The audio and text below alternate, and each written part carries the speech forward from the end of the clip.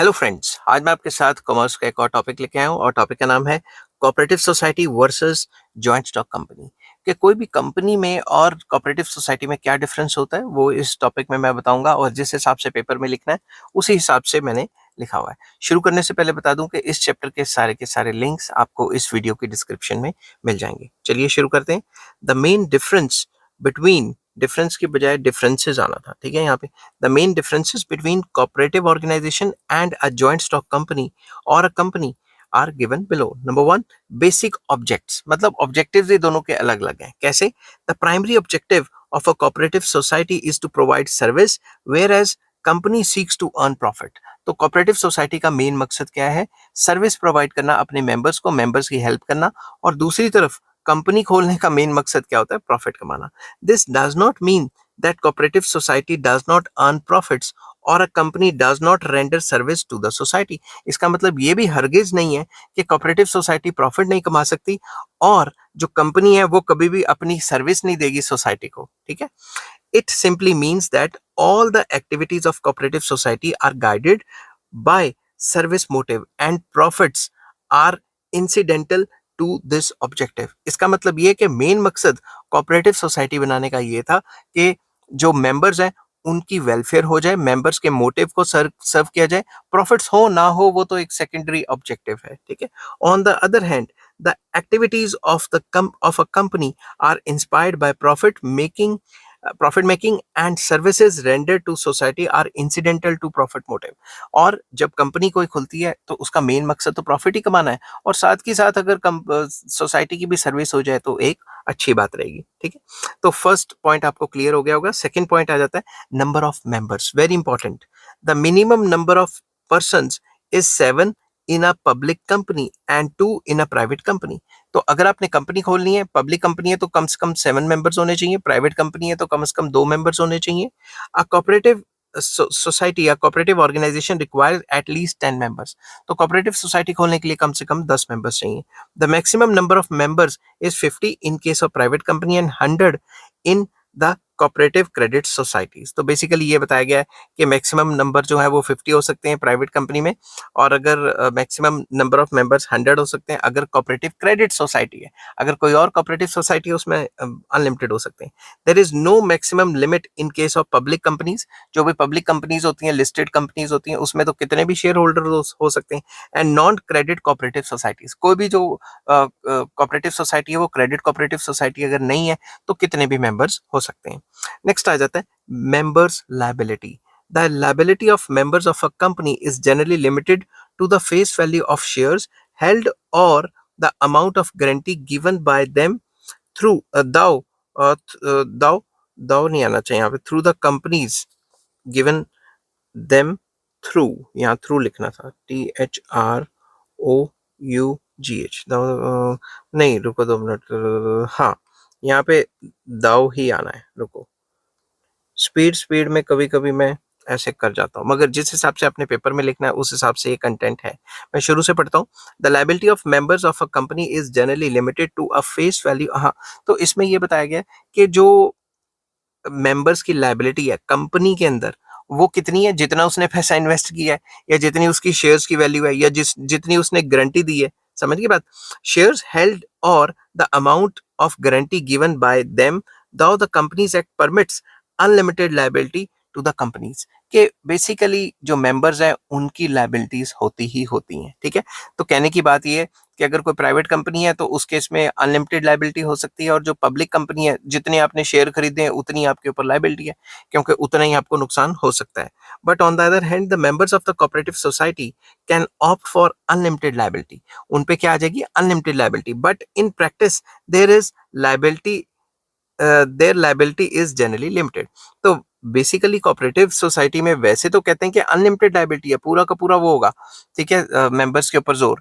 But members की liability पूरी की पूरी बनेगी। बट जनरली देखा गया तो मेंबर्स की लायबिलिटी जो है काफी लिमिटेड रहती है क्योंकि पूरी कोऑपरेटिव सोसाइटी के ऊपर इतने ज्यादा लोन्स लान्स नहीं लिए जाते। उन्होंने तो आपस में मिले अपना सामान बेचने के लिए या सामान खरीदने के लिए। समझ की बात? तो इसमें लायबिलिटी की बात कर रहे थे तो मेंबर्स की लायबिलिटी अनलिमिटेड होती है इन case of private company. Public company के केस में जितने के आपने शेयर खरीदे उतनी लायबिलिटी और जो कोऑपरेटिव सोसाइटी है उसके मेंबर्स के ऊपर जो लायबिलिटी होती है वो लिमिटेड रहती है. नेक्स्ट आ जाता है membership. The membership of a cooperative society is open at all times and new members have to pay the same amount per share as old ones have paid. तो जो कोऑपरेटिव सोसाइटी है उसकी membership open रहती है, कोई भी आके share ले सकता है और उतने उतने रुपए के शेयर मिलेंगे जितने के पहले मिल रहे थे. समझ की बात. दूसरी तरफ a company on the other hand closes the list of members as soon as its capital is fully subscribe. जब उसे लगता है कि जितने भी शेयर्स उन्होंने निकालने थे वो फुली सब्सक्राइब हो चुके हैं तो नए मेंबर्स के लिए वो क्लोज डाउन हो जाता है. People who want to become members later on have to buy the shares at the stock exchange. अगर फिर भी मैं मेंबर बनना चाहता हूं तो जब मार्केट में शेयर लिस्ट होंगे तभी मैं मेंबरशिप खरीद पाऊंगा. समझ की बात. वैसे नहीं अपनी मन मर्जी से जब मर्जी जाके खरीद लूं. ठीक है. नेक्स्ट आ जाता है management and control. The management of a cooperative society is democratic as the members has one vote and there is no system of proxy. तो सिंपल वर्ड्स में कि जो मैनेजमेंट एंड कंट्रोल होता है कोऑपरेटिव सोसाइटी का वो democratic रहता है क्योंकि आपके पास जितने मर्जी शेयर हैं आपको एक ही वोट मिलेगी. समझ की बात. और यहाँ कोई प्रॉक्सी वोटिंग वगैरह भी नहीं होती. ठीक है. In a company the number of votes depends upon the number of shares and proxies held by a member. एक मेंबर के पास जितने शेयर हैं उसी के हिसाब से उसको वोटिंग राइट्स मिलेंगे, उसी के हिसाब से उसकी प्रॉक्सीज होंगी. There is little separation between ownership and management in a cooperative society due to limited and local membership. Basically जो कोऑपरेटिव सोसाइटी होती है उसमें मैनेजमेंट एंड ओनर में कोई ज्यादा फर्क नहीं होता क्योंकि जो मेंबर्स होते हैं वही कंपनी को मैनेज करते हैं, उन्हीं के डिसीजंस आगे माने जाते हैं. बट जो कंपनीज होती हैं उसमें मैनेजमेंट एंड ओनरशिप अलग अलग होती है. जैसे आपको पता है ओनर आप शेयर होल्डर हो तो आप तो ओनर हो गए मगर कंपनी तो मैनेजर्स चला रहे हैं. समझिए बात. नेक्स्ट आ जाता है distribution of surplus. Very important. The profits of a company are distributed as dividends in the proportion of the capital contributed by the members ने जितना भी पैसा लगाया, जितने भी शेयर खरीदे हुए हैं उसी हिसाब से डिविडेंड डिस्ट्रीब्यूट हो जाएगा, प्रॉफिट मिल जाएगा. In a cooperative society a minimum part of surplus must be set aside as a reserve and for the general welfare of the public. एक मिनिमम रिजर्व अगर कोऑपरेटिव सोसाइटी का profit हुआ है एक मिनिमम रिजर्व जो है वो set aside करना पड़ता है, साइड पे रखना पड़ता है ताकि जो लोकल एरिया उसकी डेवलपमेंट कर सके. और दूसरा जो कोऑपरेटिव सोसाइटी के रिजर्व्स हैं उसमें भी पड़ा रहता है. The rest is distributed in accordance with the patronage provided by different members after paying dividend up to 10% on their capital. तो उनकी कैपिटल पे सिर्फ 10% तक का ही डिविडेंड दिया जा सकता है, उससे ज्यादा नहीं दिया जा सकता. ठीक है. बाकी सारा का सारा वेलफेयर के ऊपर खर्च करना पड़ता है. नेक्स्ट है share capital. In a company one member can buy In a company, one member can buy any number of shares, but an individual cannot buy more than 10% of the number of shares or shares worth rupees 1000 of a cooperative society. Simple words में ये बताया गया कि company के अंदर तो एक बंदा जितने मर्जी शेयर परचेज कर सकता है मगर कोऑपरेटिव सोसाइटी में आपको या तो 1000 के शेयर खरीदने पड़ेंगे या आप ज्यादा से ज्यादा कंपनी जो कोऑपरेटिव ऑर्गेनाइजेशन है उसके 10% शेयर खरीद सकते हैं, उससे ज्यादा नहीं खरीद सकते क्योंकि कम से कम 10 बंदे तो चाहिए ही ना खोलने के लिए. तो एक बंदा ज्यादा से ज्यादा 10% ही खोल सकता मतलब शेयर ले सकता है कोऑपरेटिव सोसाइटी में. A public company must offer new shares to existing members while a cooperative society issues new shares generally to increase its membership. Simple words में ये बता सकते हैं कि जो कंपनी है वो नए शेयर्स ला सकती है और नए शेयर लाएगी तो पहले उसको एग्जिस्टिंग मेंबर को बोलना होगा कि मेरे शेयर खरीदो. दूसरी तरफ कोऑपरेटिव सोसाइटी नए शेयर इशू कर सकती है अपनी मेंबरशिप को बढ़ाने के लिए. The subscription list of a cooperative society is kept open for new members whereas the subscription list of a company is closed after subscription. ऐसा नहीं, कोऑपरेटिव सोसाइटी में हमेशा जाके कोई भी मेंबरशिप ले सकता है, उसकी सब्सक्रिप्शन लिस्ट कभी क्लोज नहीं होती. बट एक बार जितना कंपनी को पैसा चाहिए उतना उसके पास आ गया तो वो अपनी सब्सक्रिप्शन लिस्ट को क्लोज कर सकती है. A company is thus capitalistic in nature while the cooperative society is socialistic in nature. जो कोऑपरेटिव सोसाइटी है वो सोशलिस्टिक होगी कि कोई भी आके ज्वाइन कर सकता है. दूसरी तरफ कंपनी जो है वो कैपिटलिस्टिक फॉर्म ऑफ बिजनेस को दिखाती है. अब मेरे घर के बाहर जो है डॉग बाक कर रहा है, मैं उसे कंट्रोल नहीं कर पाऊंगा, उसकी तरफ से मैं आपसे सॉरी मांग लेता हूँ. नेक्स्ट है transferability of interest. The share of a public company public limited company are freely transferable, while the shares of a cooperative society cannot be transferred but can be returned to the society in case a member wants to withdraw his membership.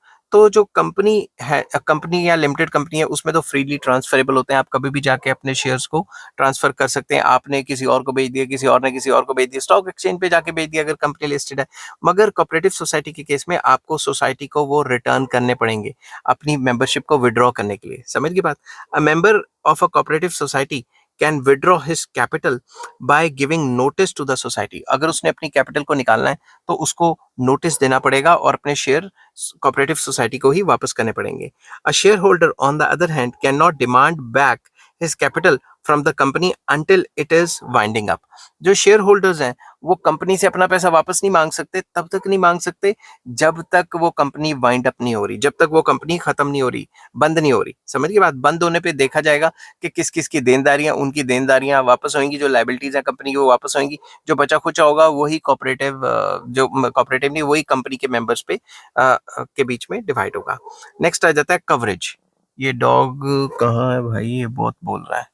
ठीक है, तो coverage, a cooperative society generally draws its membership from a limited local area.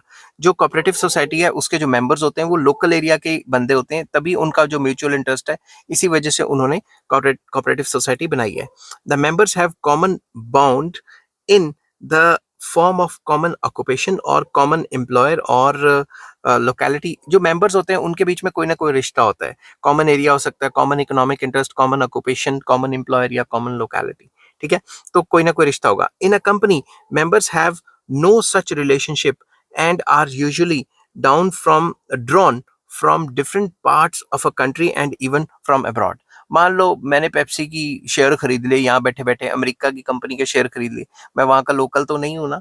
तो जो company form of business है उसमें जो membership हो सकती है वो कहीं से भी आ सकती है।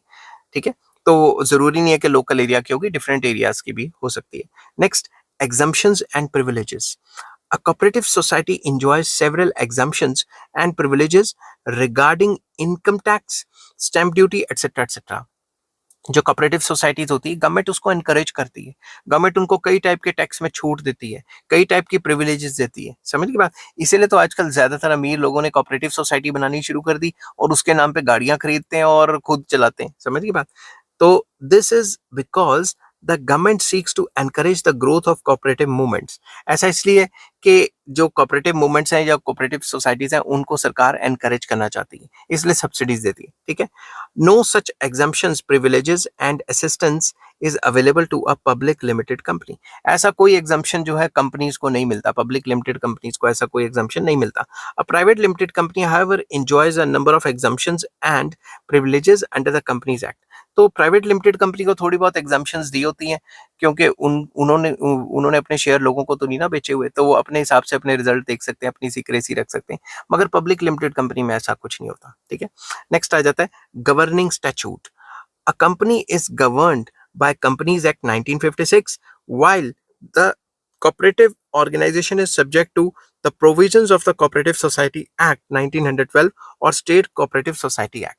तो जो कंपनी है वो कंपनीज एक्ट के हिसाब से चलती है, जो कंपनीज एक्ट में रूल्स रेगुलेशंस है उसके हिसाब से चलेगी, और जो कोऑपरेटिव सोसाइटीज है उसका अपना एक्ट है, कोऑपरेटिव सोसाइटी एक्ट 1912, उसके हिसाब से चलेगी। तो दोनों के जो कानून है वही अलग अलग है। समझ की बात? आई होप ये वीडियो आपको पसंद आई होगी। अगर पसंद आती है तो please like, share and subscribe. इस चैप्टर के बाकी सारे लिंक्स इस वीडियो के डिस्क्रिप्शन में मिल जाएंगे। नेक्स्ट टॉपिक मैं वीडियो बनाऊंगा formation of a cooperative society. Till then take care, bye bye.